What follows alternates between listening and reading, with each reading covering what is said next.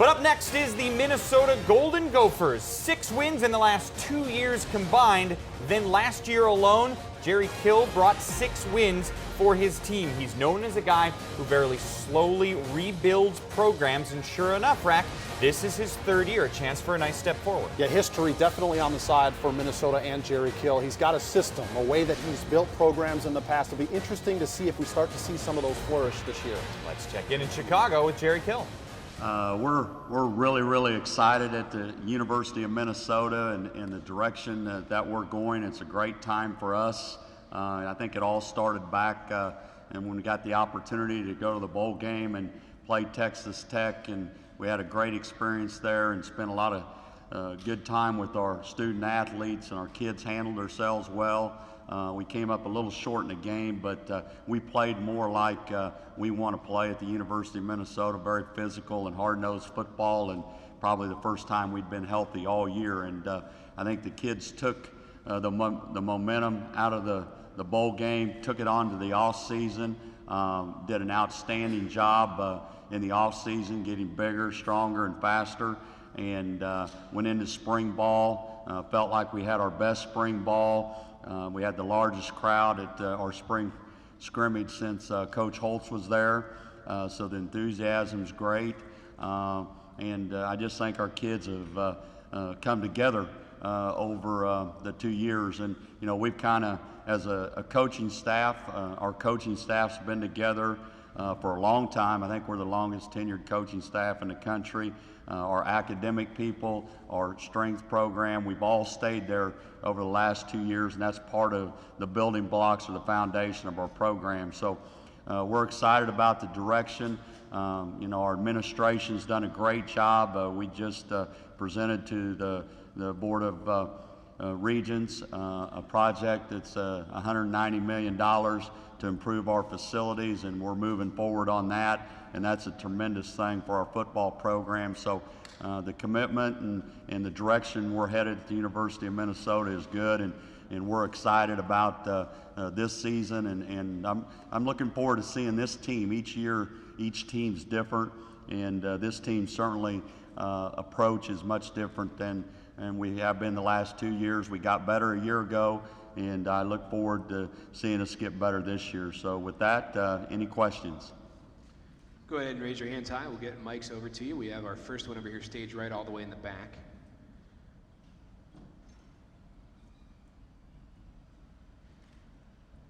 Hey, Coach.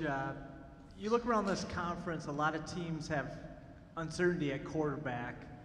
Can you just talk about how much you think it'll help that Philip Nelson had about half a year last year? And I know you're still young at quarterback, but overall, but how much will that help him?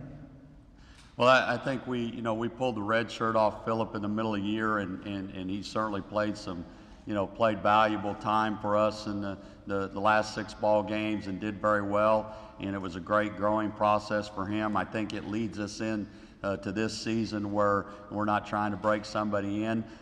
Mitch Leitner, a young man that we also recruited, is a tremendous athlete, and I kind of compare our quarterback situation a little bit to what we had at Northern Illinois when I took over that program with Chandler Harnish and Jordan Lynch.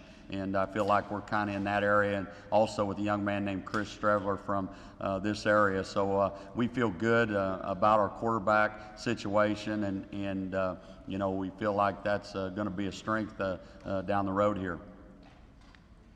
Next question here, front stage left.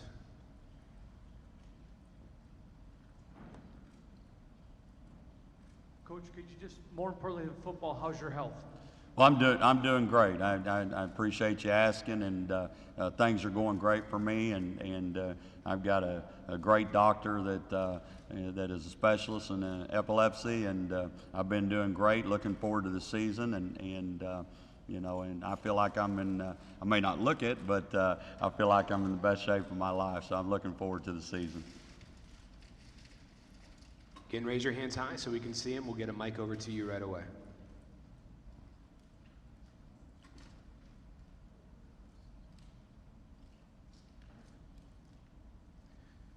We'll follow up down here, be front left when the mic gets there.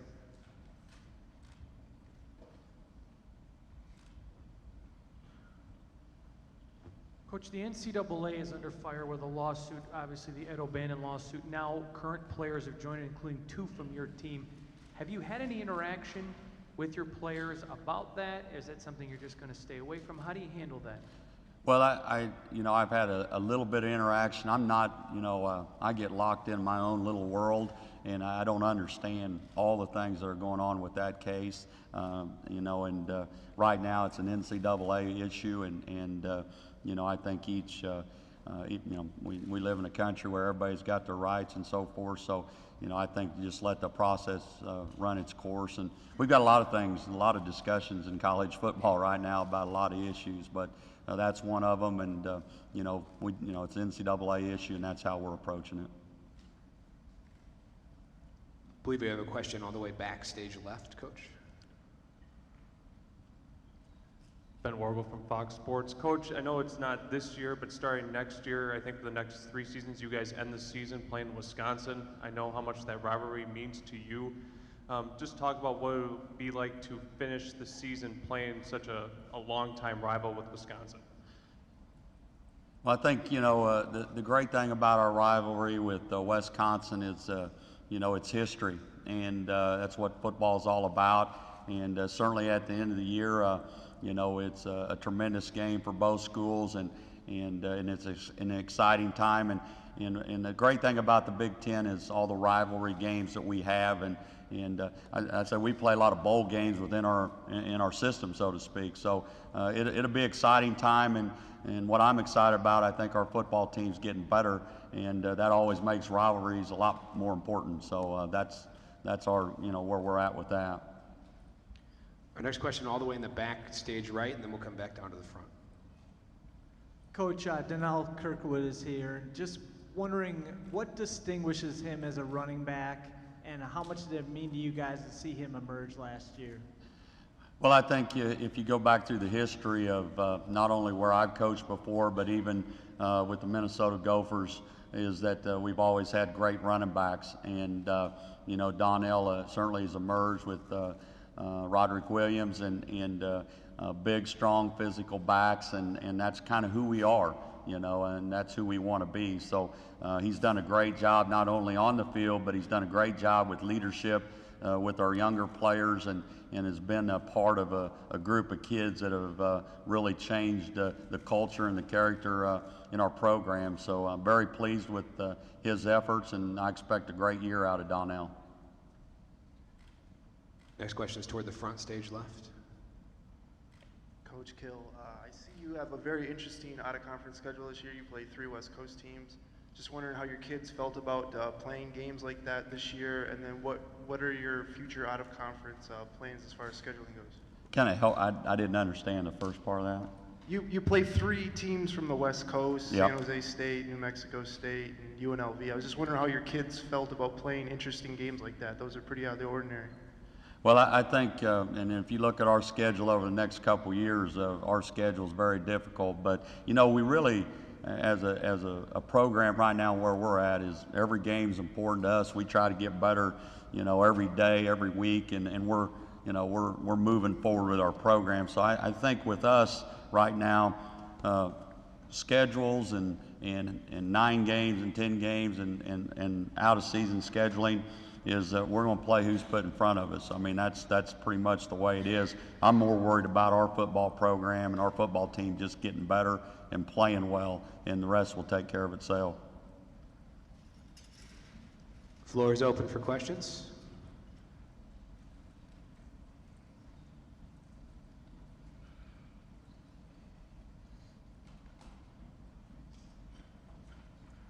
Got one down here, stage right, toward the front.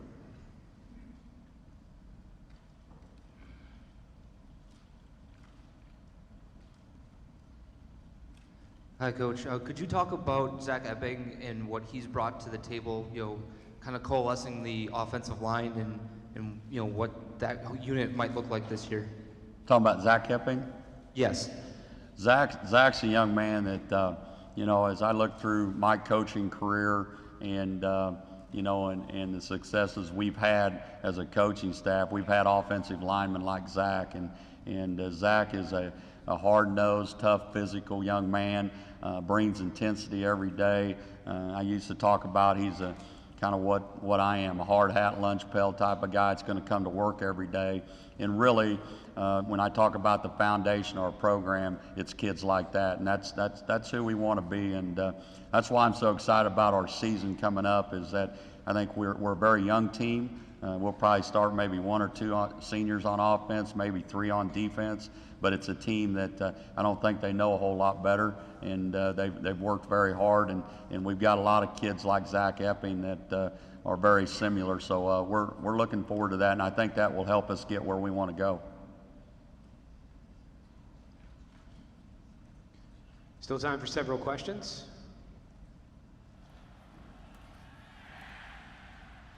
All the way in the back here, stage left on the aisle.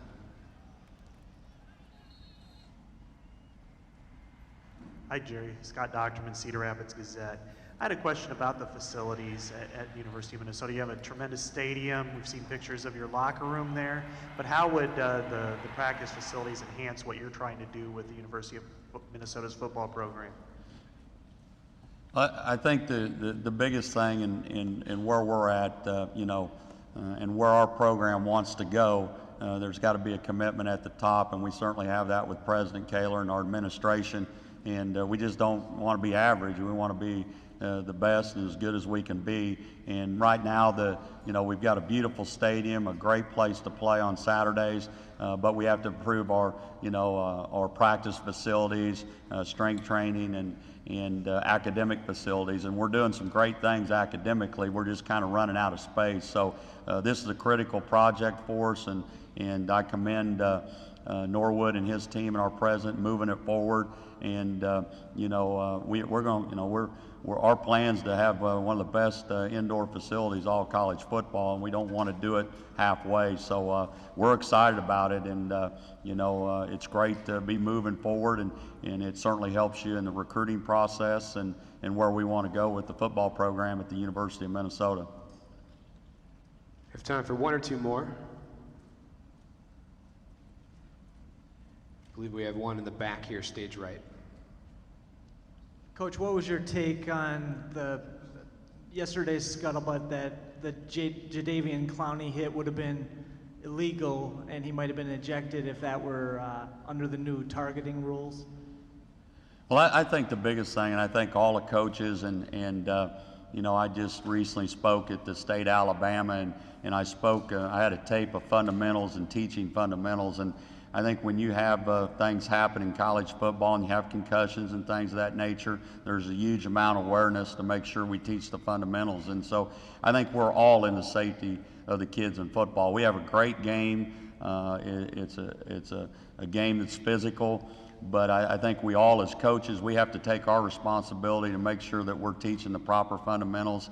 Sometimes things happen, that's part of life and part of anything, but anything we can do to teach it and do a better job for safety is important, because the bottom line is we're in this great profession because of the kids, and we want to take care of the players and the kids, and that's our jobs as coaches at all times. So that would be my reaction, is we just got to make sure we take care of the kids, and I think college football and all the people around it are doing everything they can, and so I compliment everybody for doing that.